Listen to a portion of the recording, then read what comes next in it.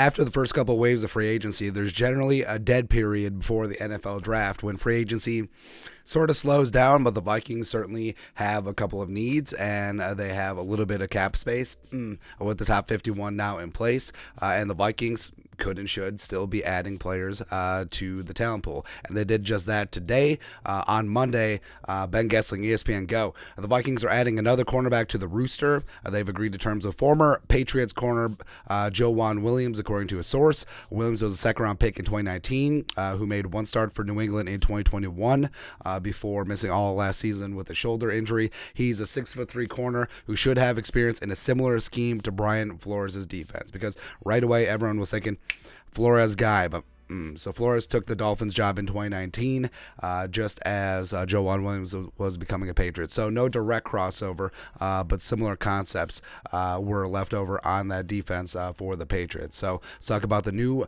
Vikings cornerback today. Background: 25 years young, 6'3", 212, huge. Condor, former four-star recruit from Hendersonville, Tennessee, stayed in state, went to Vanderbilt, and got a great education and played some great ball in the SEC. Plus, something that I love is that he was tested every single week by some of the best receivers in college football. It's fantastic, man. Scouting report from Lance Zierlein, NFL.com. Draft projection, round 3, NFL comp, Tremaine Johnson, the pride of Montana. Overview: a long press corner who has shown an ability to use his size and aggression as a zealot in contested catch battles.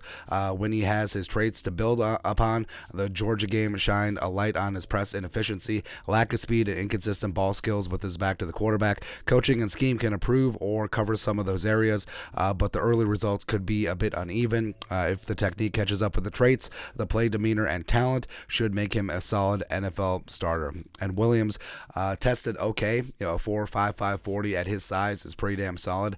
Great in the agility drills, great in the jumps as well.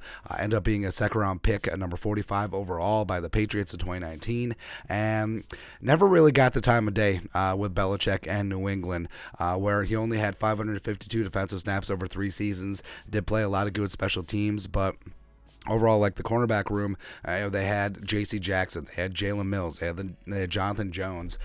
So obviously he wasn't really getting the time of day there, and it looked like he was going to be a factor last season, but then he had that shoulder injury that cost him the entire year, and that opened up the door for rookie Jack Jones to have a big rookie season in 2022.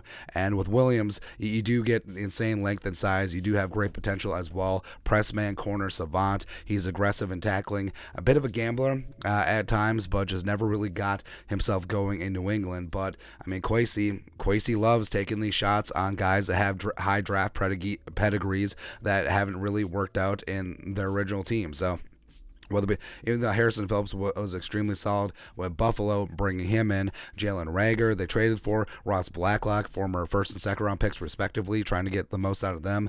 They bring in Bullard, who was a third round pick by the Bears, Sheldon Day, fourth round pick out of Notre Dame. They re-signed Bradbury, who of course was famously number 18 overall pick in 2019, and then a free agency. Josh Oliver was a third-round pick by the Jaguars before he went to the Ravens.